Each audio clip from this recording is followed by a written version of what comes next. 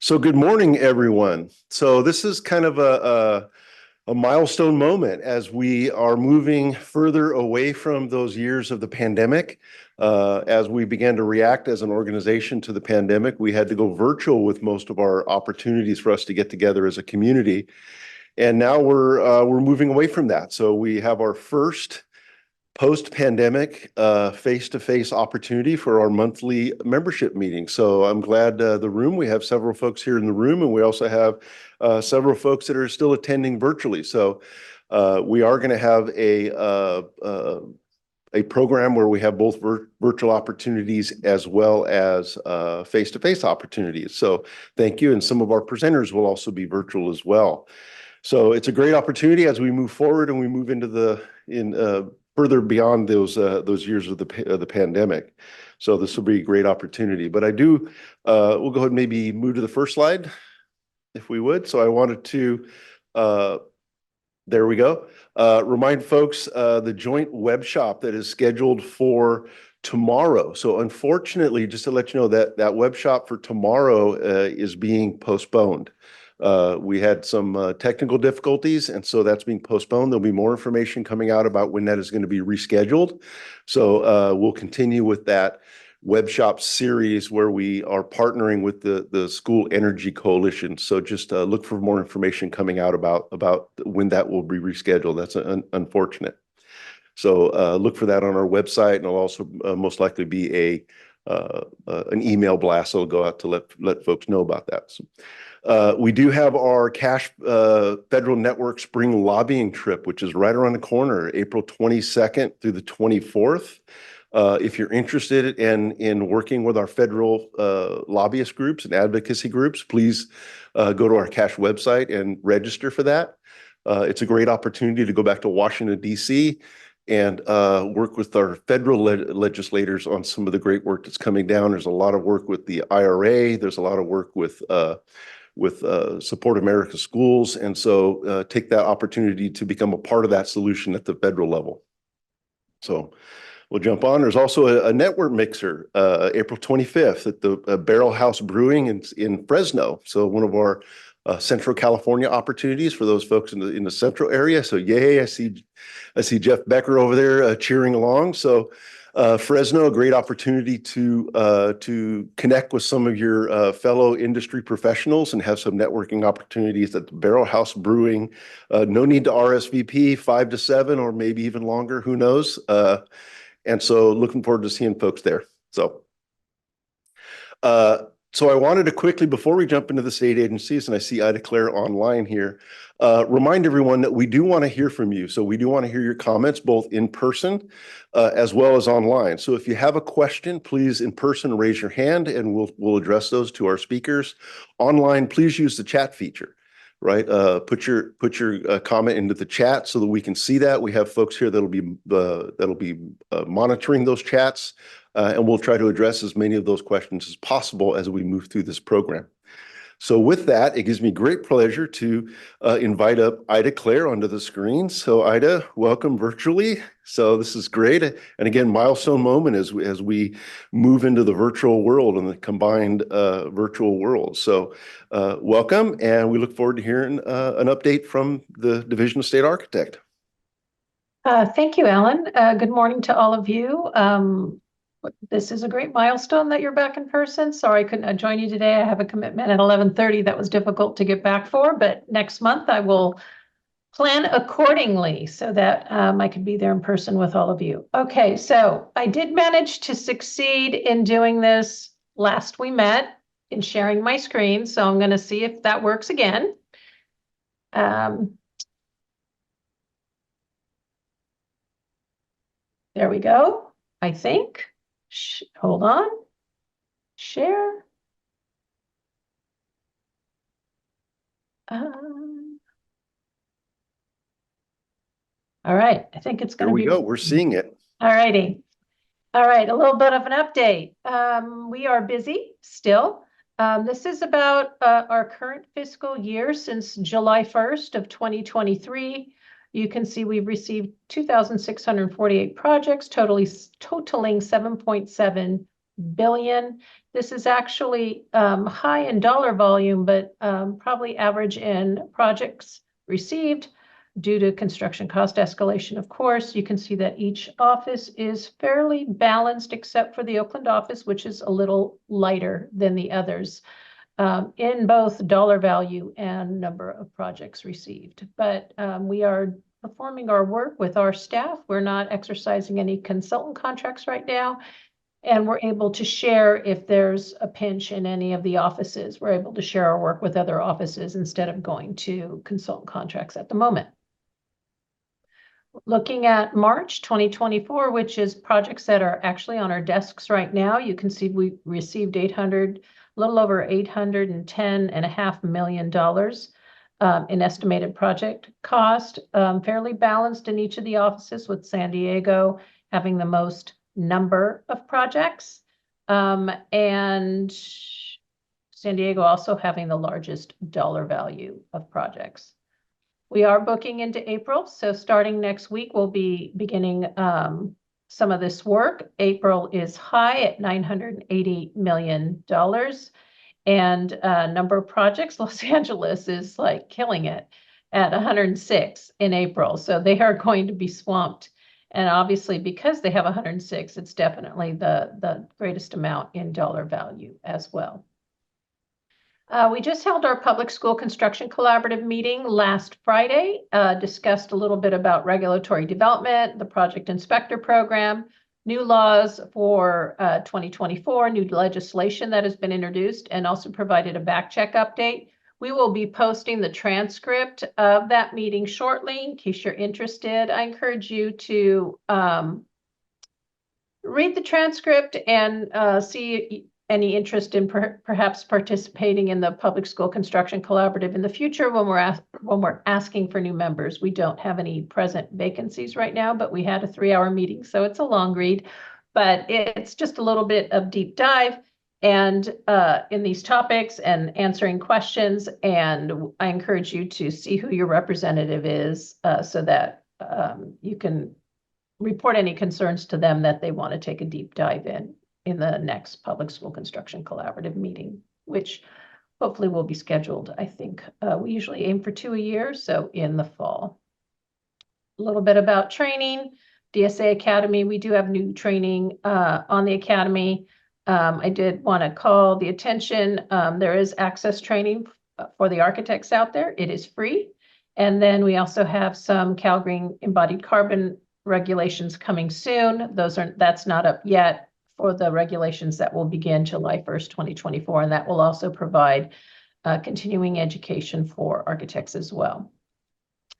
New legislation for 2024, as of January 1st, installation of solely freestanding, open-sided DSA pre-approved shade structures. The path of travel improvements is limited to 20% of adjusted construction cost. It's very important that you meet with DSA early for the application of the new law to your project, just to make sure that you cover access compliance correctly. New legislation regarding potable water used to irrigate non-functional turf. This will be prohibited for schools beginning January 1st, 2028. Whoops. So it's important to understand that you will have to, potable water will be prohibited for use to irrigate non-functional turf beginning January 1st, 2028. And so we wouldn't want you to install in any of your projects now potable water for non-functional turf, because then it will need to be removed from service January 1st, 2028. DSA is not yet quite sure how we're advancing with regulations on this in Cal Green. The legislation requires us to support this effort, and the only way to really support this effort is to ensure that we can check for it. But it's not on our agenda in this rulemaking cycle. So the earliest, if we do proceed with regs, would be for the intervening code cycle, which will be July 1st, 2027. Okay, workforce housing, we did issue PL 2401, which was specific to community college student housing projects. If any of the K-12 school districts are doing workforce housing, this information still applies, even though it's specific to community college student housing projects. So I encourage you to check that out. And also our other resources that we have in IR 11B11, which addresses bathroom in newly constructed housing. Again, this states for undergraduate students as a public school, college, or university. But a lot of the information in there is applicable, especially in the design of bathrooms for workforce housing as well. If you have any access questions, because these projects are no longer in our jurisdiction, we are still taking questions on them. For community college housing, they do have an option to submit to DSA for review. The workforce housing does not have that option, but if you are just have an access question, we are still able to answer those questions. However, since they are submitted to local jurisdiction, they are the enforcement entity, and their interpretation could change or be different, I should say. Sustainability plan review, we've issued DSA 403C. It's intended to replace the guidelines for GL4 that was previously in effect. This is a checklist that is required to be submitted with your drawings. Its goal is to have DSA provide greater support at pre-application meetings, greater compliance to the requirements of Cal Green, and of course, having DSA understanding challenges and implementation. It's while we do engage with the public when we write our regs, sometimes when they're actually in application, that's when challenges arise. And so we need to have this information in order to be able to amend them as we move forward. As you know, IREB4, we've introduced our cost estimating templates for that, and in the default or alternate valuation B, the cost estimating templates are on our website. Again, all that's required is the level 2 summary with the cover sheet, not the detailed level 3 or 4 summary that's in the template.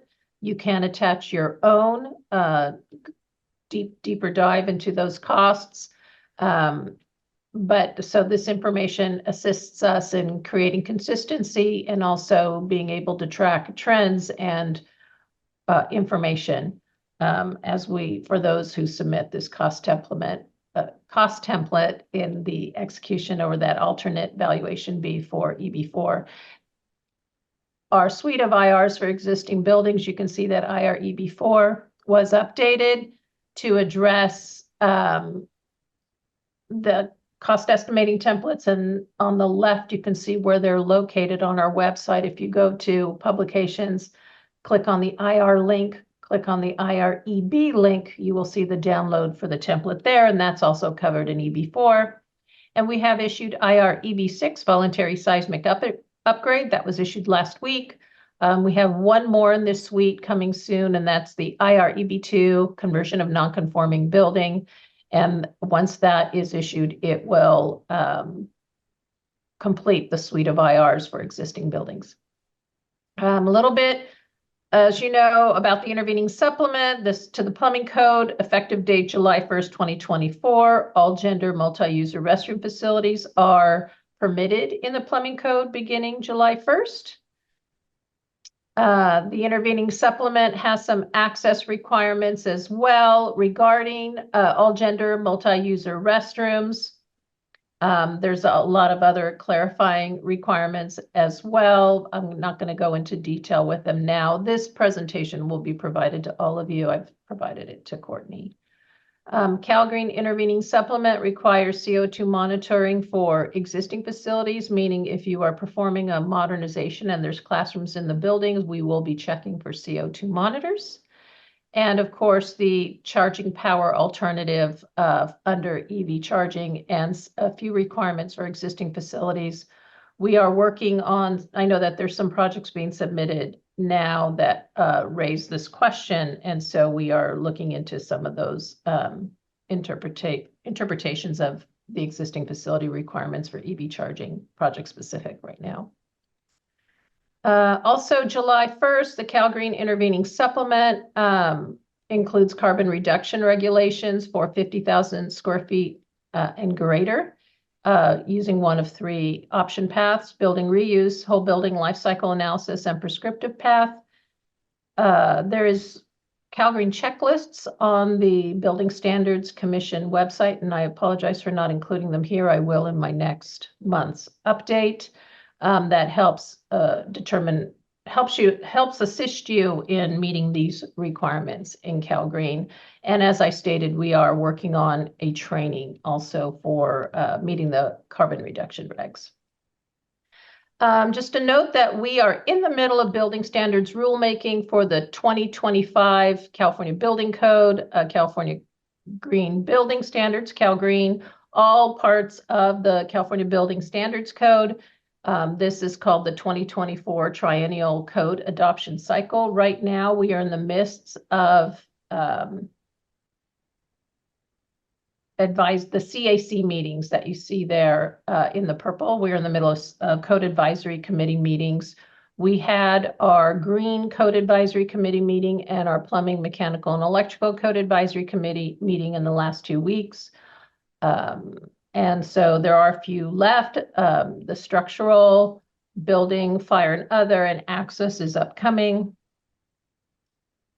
Whoops, let me go back to that. Well, anyways, our access public meeting is April 16th. If you have not yet signed on our listserv, I encourage you to do so you can review the access compliance proposals. There isn't much that's substantive. A lot is clarification. Some items specifically related to housing, because of the amount of housing projects that we're receiving, we realized there needed to be additional clarification in the code. Other than that, I'm ready for questions. Ellen. Well, great. Thank you, Ida. Thank you for that update. So I'll start with looking around the room for our in-person attendees to see if anyone has a question for Ida. I know personally, the requirement for EV charging is one that I know a lot of districts are trying to understand and really understand about what those obligations are and those additional costs in order for us to be able to meet that requirement. So I know that's kind of a little bit of a hot button item, at least in my world. And so we will continue to partner as we move forward and how we can continue to implement the state's climate goals and include more EV charging opportunities in our schools. But any questions from the in-person? I don't really see any, and I'm also not seeing anything pop up in the chat. So Ida, it looks like you're going to get off pretty easy today with and my presentation worked. I need kudos on that. So it doesn't always happen. It doesn't always happen. So we'll chalk this one up as a win. Right. But thank you. Thank you. So now looking around at our agenda, so I don't see anyone from CDE with us today.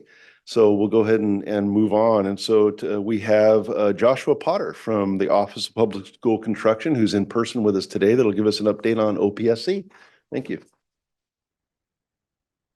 All right, good morning, everyone, and thank you for the opportunity to be in this momentary momentum. We're moving forward, so I really appreciate the opportunity to be here and represent OPSC. Also wanted to thank everybody for the opportunity to attend the CASH convention last month. It was great, always a good opportunity to get out there and see the stakeholders, speak with the school districts, and work towards some goals or answer any questions. Today, just a little bit of update from the February board meeting. In the executive officer statement, we did cover that the OPSC staff have been tasked with researching some of the other indices as opportunities for the annual construction cost index update. We are continuing to work with that. We've been able to collaborate with many of the indices identified, and there have been a few other ones that have surfaced. So we continue to get that information and look forward to presenting an item to the board in the very near future at one of the next updated meetings. Speaking of meetings, just a reminder that today's originally scheduled March meeting was postponed to next week. So it is Wednesday, April 3rd will be the next meeting. And we will have a couple of other updates in that agenda as well, anticipating the agenda being posted for that meeting today. Included in that statement was also just kind of the update. OPSC staff do continue to monitor both of the legislative bills, Assembly Bill 247 and Senate Bill 28. Updates will be provided as we see progress on those. In that note, we also covered kind of where we're at in the current funding. Currently, OPSC staff process approximately $1.5 billion annually. We are continuing to process on that pace. And with the current existing funding, we are looking at potentially around January of 2025, exhausting that current funding cycle. The last couple updates were provided in the executive officer statement. Just a reminder for any of the school districts that were impacted by some of the winter storms, any of these spring storms, we do still have some snow caps. If you experience any of those concerns, please don't hesitate to contact our office, as well as continuing to do our outreach and answer questions for facility hardship and seismic mitigation projects. Our staff are willing to do meetings. We do try to get out to site visits when we can, and are still open to doing those, as well as any of the program funding establishments too. The last kind of update in there was just, again, that reminder that the March 27th board meeting was postponed and pushed to April 3rd. The actual April meeting was canceled, so the following meeting will not be until May 22nd. The last kind of update I have for the group is, again, there was the officiating of Rebecca Kirk appointed to the executive officer position with OPSC, so she is fully on board and getting adapted to it. I do encourage any stakeholders to reach out to their county PMs when they have questions, whether it's an application being processed, something that might be being in the works to be submitted, just questions about the program in general.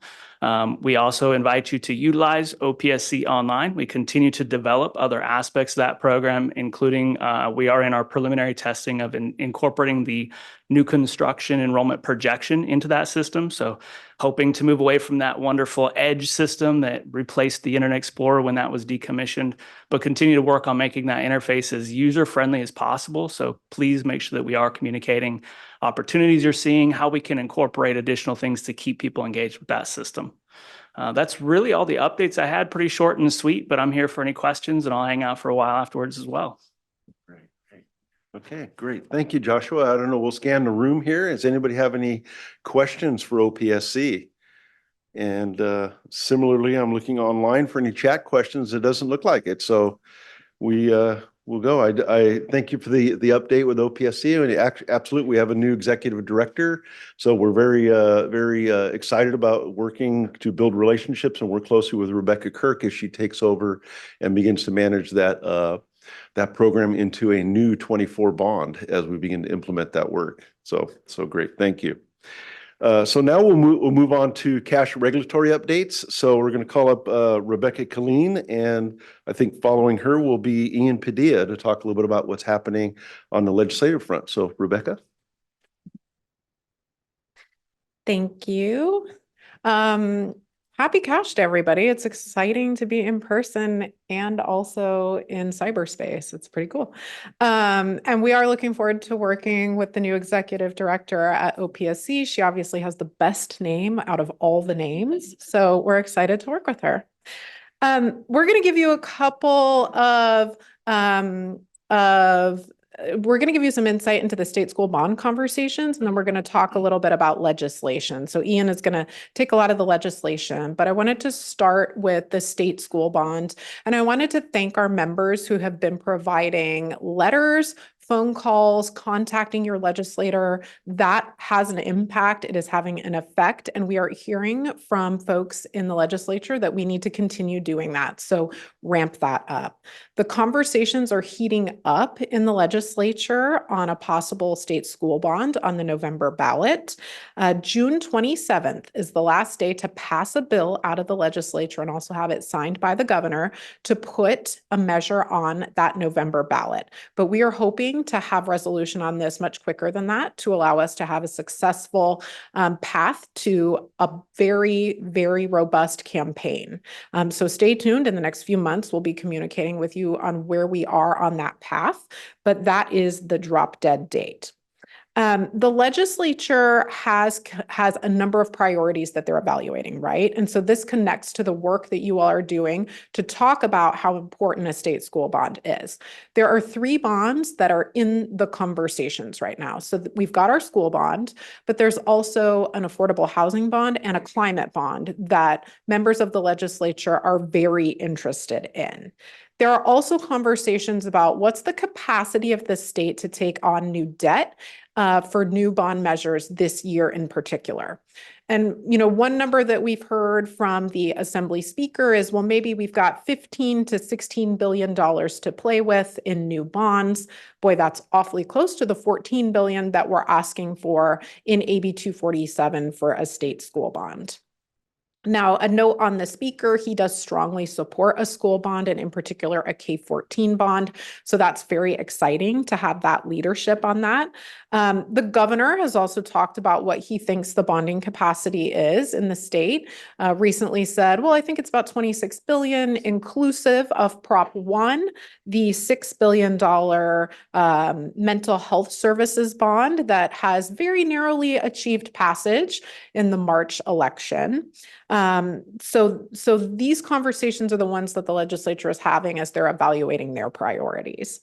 The good thing is that the polling that Cash and our partners at the Building Industry Association have most recently conducted supports a state school bond. After hearing positive messages, 63% of respondents say that they support a state school bond. And so our message to policymakers is that we have a winning recipe for a school bond. We can get across the finish line.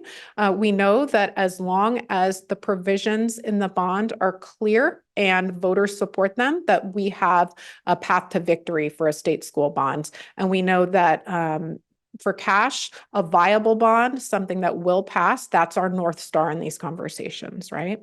So that connects us back to the call to action. So if you have not yet submitted a letter in support of AB 247 or have not yet contacted your legislator, I know those sound like kind of scary things, right? Like you want me to pick up the phone and you want me to call my legislator? What is this all about?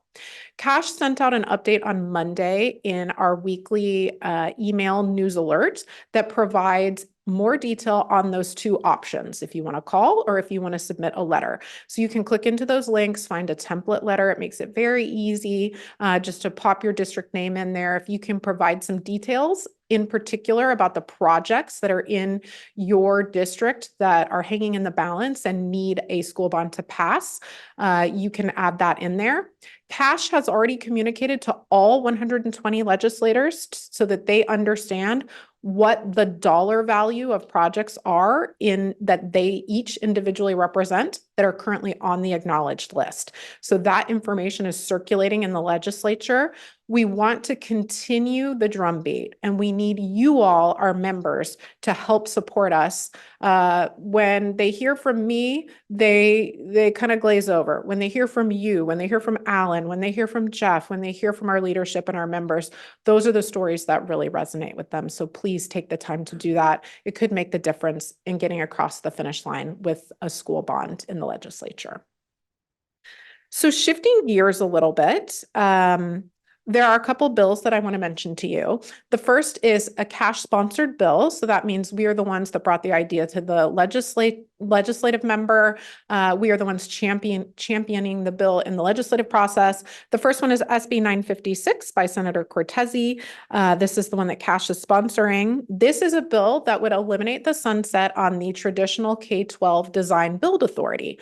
So we have these funny little things called sunsets that are in a lot of our alternative delivery methods, some not all, for design build every 5 to 7 to 10 years. The legislature takes a look to evaluate whether that is a method that K-12 should continue to have the ability to do.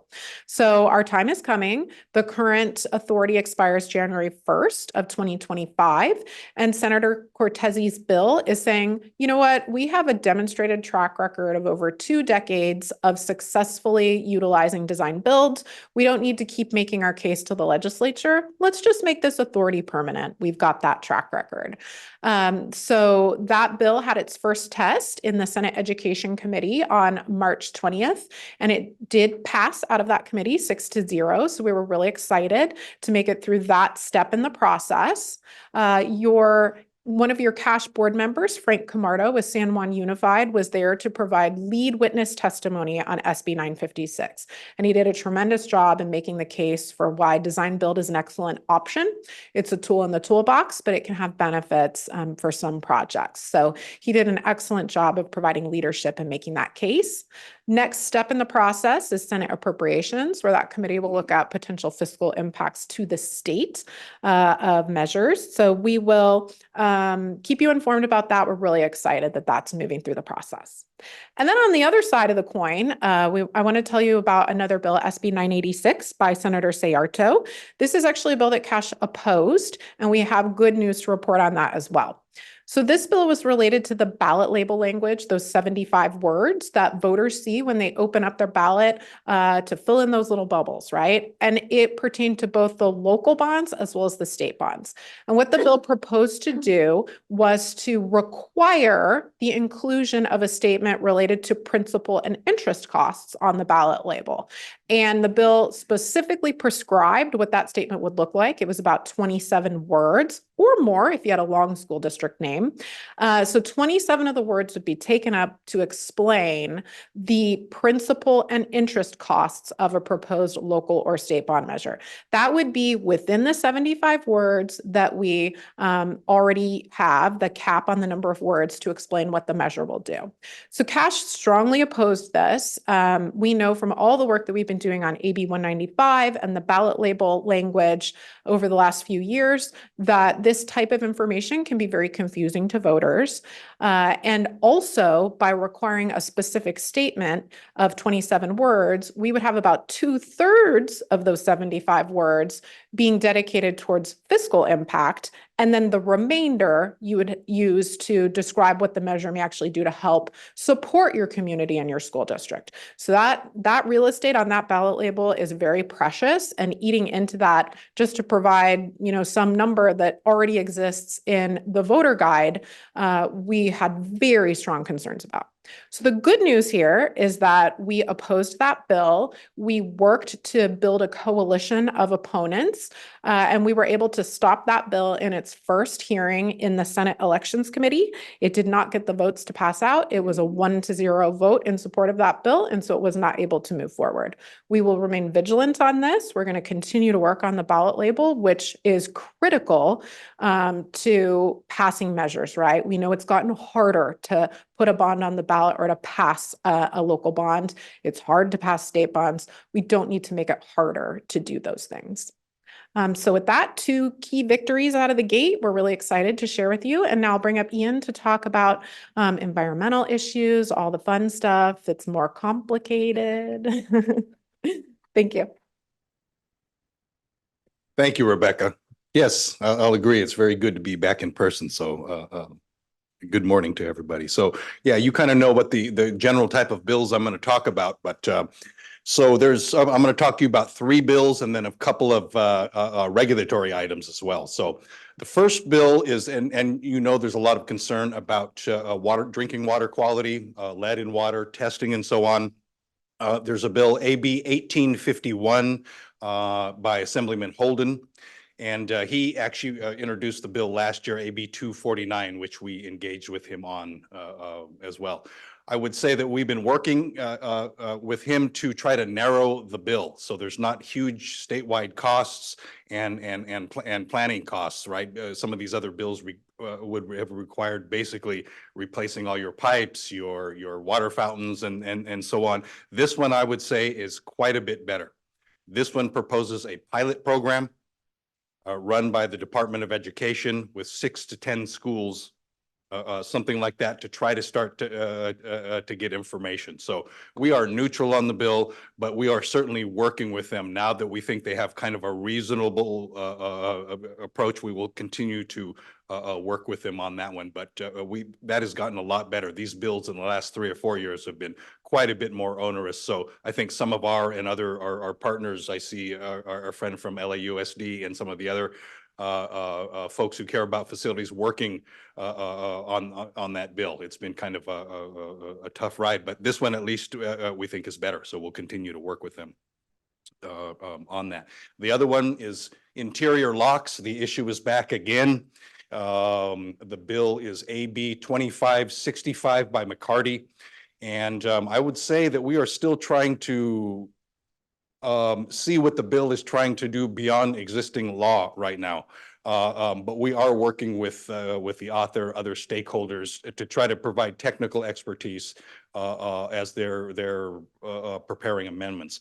I would say what I'm going to be doing in particular is to begin again gathering cost impact information for requirements to install interior locks. That's something that we can give to the appropriations committee staff, the fiscal folks. That will be very powerful for them in terms of, if you're going to ask us to do some things, here's where the fiscal impact will be, and that will have certainly more impact in the fiscal committee. For it's in the name for obvious reasons. So we're making some good progress on these bills. We don't have official letters. We're working with the authors and stakeholders. The other bill that we're taking a look at is SB 1091 by Menjivar. And if you might recognize that author, that's the author that introduced SB 499 last year, right? What would you call it? The Flat Surface Repavement Replacement Act, and so on. You all know the bill. This one is a better approach.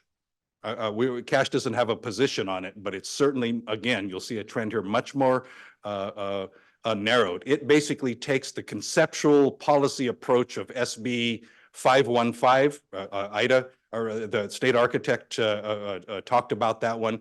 Basically, for path of travel improvements, it caps it at 20%. So it's a similar approach. So we do think there might be issues, access compliance issues, but that's kind of, we'll let someone else bring that up. But of course, we'll continue to follow this issue. Not only because of what the bill says, but because of this is a big issue, right? This is the one, extreme heat mitigation, green schools. It continues to be a big issue, not only in legislation, but this is the bill, but it's being talked about in general. So, so I'm going to move off of bills. Oh, the other one I forgot. We are also working with and engaged on the what we call the CUPCA bills, right? Some of the limits and so on. We know that those not only for M&O but in general, that program is of interest to a lot of folks. A lot of folks use it, hopefully more, and so we're engaged on those as well. So two administrative items, and these are kind of, I guess, under the maintenance network banner, but I think generally of general interest to all of us, is the Building Standards Commission had their code advisory committee last Monday, last Friday, sometime in the last week. IDA, the state architect, talked about it a couple of times, but I wanted to highlight the issue that related to CO2 monitors, right? That's not brand new, the requirements in existing law, but what they're looking at there is the data, management of the data that's generated for them. I will say that's something that as I've seen this go forward, it's one thing to stick up a $75 CO2 monitor from Home Depot. I think probably folks can handle that. But what do you do with the data over 10 years or 5 years? Is there reliability there? Do you have to do staff? But we don't know that. Now, I would say that I was a little worried at first. My initial read of these regs are that DSA is trying to make it a little better. They're trying to narrow what it might mean to collect historical data. In other words, maybe not every 3 hours, maybe a highest reading once a day, something like that. So in other words, it's they're not really creating this law. The law created that, but I think they're responding to some of the concerns about what do we do with the this data, whatever it is and however much it is.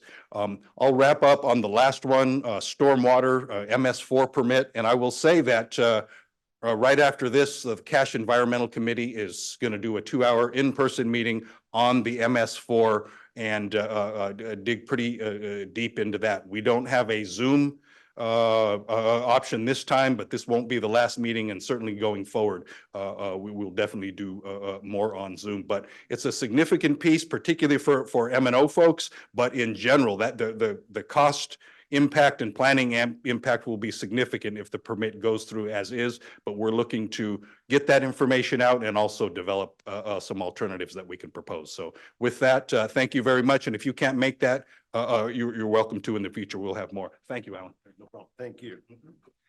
Again, thank you, Rebecca, and thank you, Ian. And so just taking one more opportunity to really appeal to a call to action. So each of us need to get involved and reach out to all of our legislators to advocate for this new bond. It's so important to the work that we do and our ability to continue to support our schools in the future. So really take that opportunity to become an advocate and speak to your local legislators. Cash has provided opportunities for you on our website, and there's resources there for you to be able to reach out and personalize that letter to your local legislator. That is so important to build that coalition to move this thing forward. So I don't see any questions popping up in the chat. Does anyone in the room have any questions for either Rebecca or Ian? This is where everybody's getting off really easy this time. So okay, with no questions, we'll go ahead and move forward to a quick update with our School Energy Coalition. So we have Mr. Dave Walrath from a lobbyist from Cash that's going to talk to us about the work that's happening with the Energy Coalition. Thank you, Alan. I'll concentrate on one bill and then make some comments on some of the other energy issues.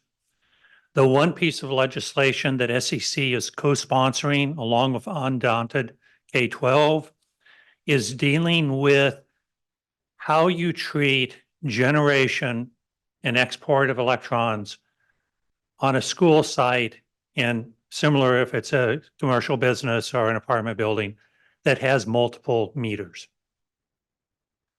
The law that is in place right now from the PUC was their November determination. And I'll use the example of what their November determination was if you have multiple meters on a site and you're generating.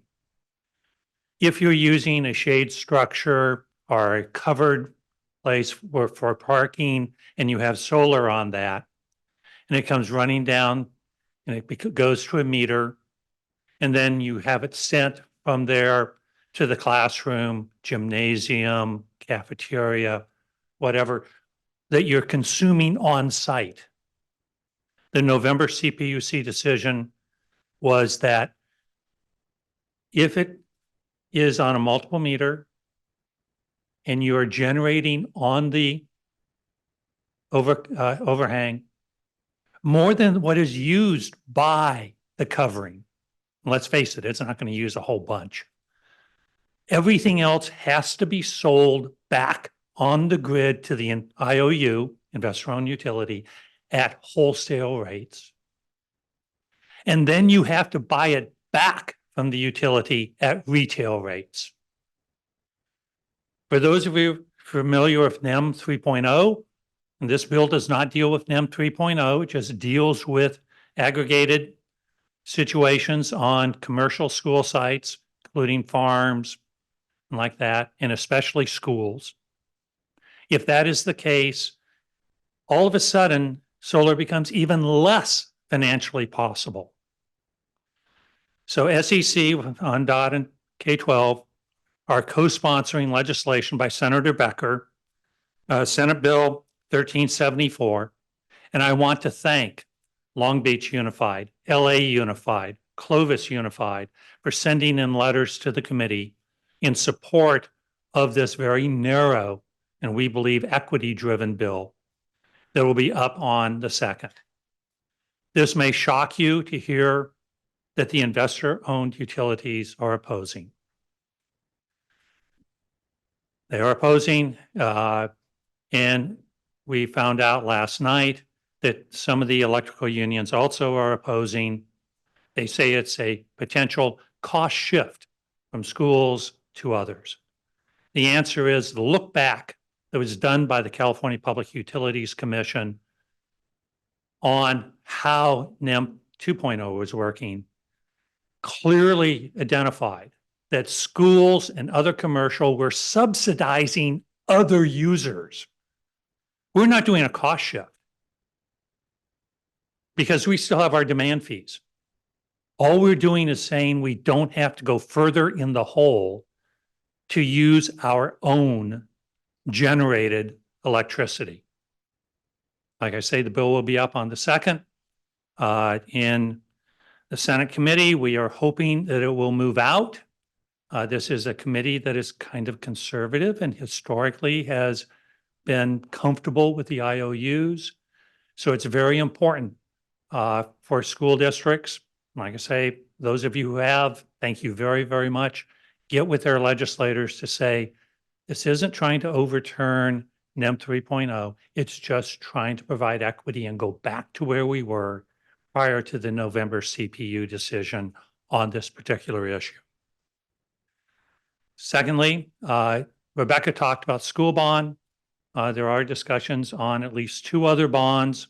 I won't count the $1 billion bond that would upgrade harbor infrastructure in order to fund the types of improvements and changes that are necessary for offshore wind energy generation. I'll skip that one. There are two other proposals in general theory: housing bond, still on the table, and a climate bond, still on the table. So this will be part of the discussion. SEC believes school energy is more a climate bond funded issue than a school bond. There's enough pressure on the school bond right now that if you're going to do major changes to address some of the climate issues, you should include schools and use that as a funding source, not limiting the amount of source that's available within the state school bond. How that will play out, we still do not know, as we're still in the process of having these discussions. With that, thank you all. I'm not going to go into the whole laundry list of energy issues. I thank you for this opportunity. Great. Thank you, Dave. I appreciate it. Appreciate the update on the work that's happening in the energy world, and just taking one more opportunity for a plug. The Senate Bill 1374, I believe I have that correct, which is the bill to put some restrictions on the net energy metering aggregate program. And again, this is a problem for any of us that have school sites that have multiple meters, where our solar would be connected to one of those meters, but our consumption would be at another meter. We largely would lose something around 90% of the value of that solar that we produce on site, and be restricted on being able to use our own energy that we create on our site. So very much get involved, work with the School Energy Coalition to voice your support for this SB 1374. So it'll be something that would greatly help our investment in solar. And remember, we're mandated to put more solar in as we go forward, right? The state's climate goals are pushing us further and further into this. So this is a very important issue. Thank you, Dave. We'll move on in our schedule today. Oh, actually, I'll ask for questions. Any questions for Dave about school energy? And again, I think everybody's getting off pretty easy. I also don't see anything in the chat. So we'll go ahead and move on. So I think we're going to call Josh Jorn up to talk about some work that's happening with our Cash Federal Network. Josh Jorn is the co-chair of the Cash Federal Network, and he'll talk a little bit about what's happening there. Thanks, Josh. Yeah, thanks, Alan. So just a quick primer. Over 20 years, Cash has been involved in federal advocacy through what was once known as Californians for School Facilities. Back in July, Cash took the opportunity to fold Californians for School Facilities into Cash, as they're now known as Cash Federal Network, which is a subcommittee of Cash. A couple of points, things that we lobby on more recently and in the past. Support of the Rebuild America Schools Act, which provides $100 billion in grants for school repair and maintenance, and $30 billion in tax credit authorization for qualified school construction. Also, we continue to raise the issues associated with the QZAB program and how that was stripped out of the tax bill of 2017. And we continue to share those success stories back in Washington, D.C. With the legislature back there. Following up on a couple of updates within CFN, we've been providing monthly free meetings, web meetings associated with Cash Federal Network's federal advocacy. Thanks to Bob Canavan and Dave Walrath for continuing to maintain those meetings for us. We'd like to drum up more attendance, and one way we can do that is in the upcoming months. Myself and co-chair Denver Stairs are going to start to work back in the Cash Federal Network component of our Tri-County Planners meetings.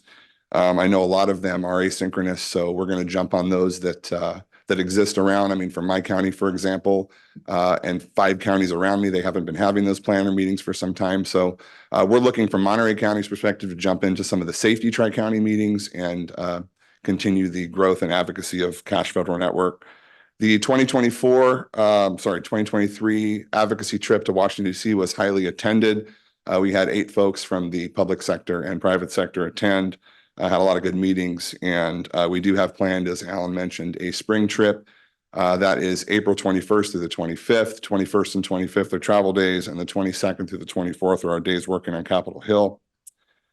We had a heavily attended Cash workshop this year at the 45th Annual Cash Conference. Thanks to Ian Padilla for stepping up and putting that on. We had both the Cash chairs showed up a little bit late to that one, but it was a heavily attended meeting. And I think that the progress we're seeing is that every single year at the Cash Conference, this meeting continues to grow, which will grow our advocacy within the federal government's recognition of school facilities as public infrastructure.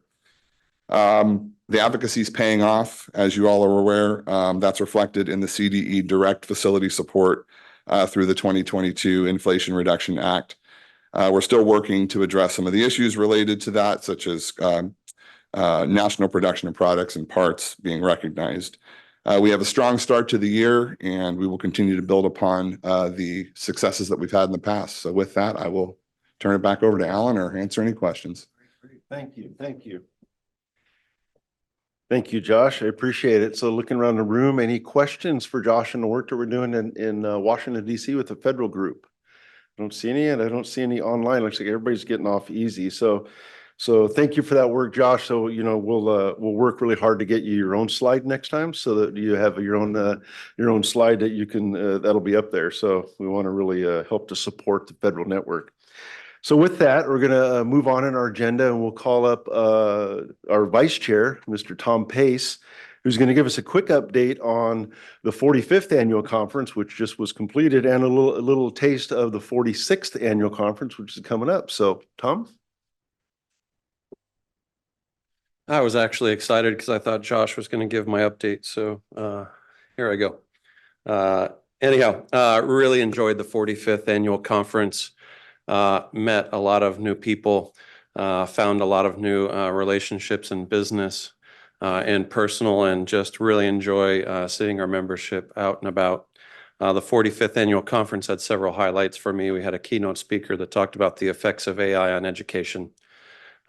We switched our traditional golf tournament to Top Golf this year, and we had a really good time that Tuesday night golfing with one another. And I can tell you that based off of the performance of our membership, we clearly need to take some lessons in golf. So we are going to be looking at offering some professional development in the way of golf over the coming year. Let's see. So that was the 45th annual conference review. 46th annual conference will be held in Palm Springs. Yes, I said Palm Springs. I'm going to repeat myself, Palm Springs, not in June or July, but in February. February 24th through the 26th. So start thinking about it now. If you remember, hotels sold out for the 45th annual conference in less than 15 minutes. You may want to start looking around now. I say that facetiously, but start thinking and planning for our next annual conference. Thank you, Ellen.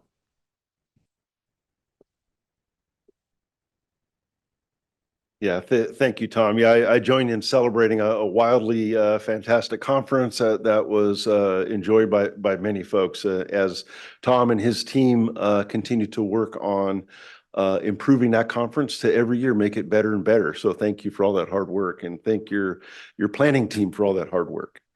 So with that, we'll move on in the agenda. Well, I didn't see any questions, and I'll look around the room and online. Oh, Tom has a question. I was getting there. It's on my agenda. So any questions for Tom, not from Tom? So if not, I don't see any online either. So we'll continue to move forward. We're getting off really easy today. So our job exchange. So this is an opportunity for members to advertise for positions, or if you're looking for positions or you're looking to respond to RFPs. This is a great clearinghouse where we can get some additional eyeballs and some traction on work that you're trying to do. So as a member, take advantage of this opportunity, really post those positions you have, or RFPs, RFQs that you have out there, so that you can see what's available and what people are looking for in our industry. Definitely a great opportunity to take advantage of. So As we reach the end of our agenda, just a couple items I wanted to bring up. So I want to thank everyone that made it up here into in person. And for those 80 people or so that were online, I'm going to take a moment to highly encourage you to come up and be in person. There's so much more value to actually being able to connect with our industry folks, to be able to connect with those vendors and your peers in the industry. So please take that opportunity to come up and resume in person. It really gives you value beyond just the meeting. So today we are going to have 2 different subcommittee meetings that are available to you to attend. So we not only have our annual conference planning committee meeting today, which Tom Pace was just referring to. This is an opportunity for you to get involved and voice your opinion and help to make the next conference even better. We also have our environmental committee. So really dealing with a lot of issues that our school sites deal with, both from energy type of issues all the way into environmental changes with things like stormwater and other types of issues that our school sites are dealing with. So there will be subcommittee meetings that'll be happening throughout these in-person meetings each month. So please take advantage of that. Come on up and be a part of the solutions of what we have going. And last but not least, we have a wonderful selection of cookies in the back that you can take advantage of that you only get if you're here in person. So, we want to make sure that you understand that there are cookies involved, which for me is an important issue. So I think we've reached the end of our presentation. I want to thank everybody for making the time. Do we have a comment up here? Let's see. Please send the DSA presentations. Yes, so we will get those from DSA and we'll make sure that we share those with the group. And so we'll try to get those presentations out to folks. I don't know if there's another comment here. Let's see. It looks like there's another chat. I'll see if I can bring it up. Maybe I can't. Maybe I'll let the smarter people in the back of the room figure that one out. Got it. Okay. Okay. Perhaps we could have somebody look up and relay those comments. I don't know that I can see them up here. Alan, we have one question from John Gonzalez. In working to implement state climate goals, have they set any deadlines to where the goals need to be 100% compliant? And 2, Ian, can you give an example of what interior locks would be? Well, I'll start with the first one. So the state has set climate goals that they've set both greenhouse gas emissions and zero net energy goals out into, correct me if I'm wrong, but 2045, where the state wants to be resilient by 2045. As far as compliance, that's going to really depend on each regulatory department, and as they begin to implement tighter and tighter, I shouldn't say tighter, that's a bad connotation, but more progressive regulations on various different elements of the work that we do. So there's some compliance requirements now. You heard Ida Claire talk about things like EV chargers. So as you begin to submit projects into the state, you're going to be required to put EV chargers. Soon you'll be required to put solar on buildings. So all those requirements will slowly ratchet up over the years towards the ultimate state goals. And so maybe I could ask you to repeat that second question. The second question was for Ian, if he could give an example of what interior locks would be. So interior locks, so I'll answer that for you. Really what that is those are locks. This has been an item as in school districts, we wrestle with security in our school sites, and we wrestle with the very reality that sometimes horrible things happen at our school sites. There's been a consistent argument about putting in locks that allow users to lock their classrooms from the inside of their classroom without having to go outside in order to put a key into a door and lock it. So there's been a consistent conversation about that. Now they're reaching out into potentially mandating it in existing facilities. It's already a requirement if you're building new facilities, but now they're looking into existing facilities and potentially mandating it at existing facilities. And I think I got that right. Yeah. Okay. One more question, please. Yes, the last question is DSA approval required for standalone EV charging stations? Is DSA, I believe the answer is going to be yes for access compliance reasons alone. Yes. So, but that would be probably a question for Ida, who's currently not on there. But it's my understanding that at least for access compliance, you will definitely have to get DSA's approval for installing a single vehicle charger. Okay. Looks like we've reached the end of our questions. So again, I want to thank everybody for being here today and highly encourage our folks that were online to make that effort to be here in person. It really provides a lot of value to your experience in these monthly meetings. So with that, thank everybody. Everybody be safe. And we look forward to the next meeting. It's up here on the screen. April 24th is the next cash day, which will be held virtually this time instead of in person. So we'll be seeing everyone on Zoom. Thank you much and have a great day.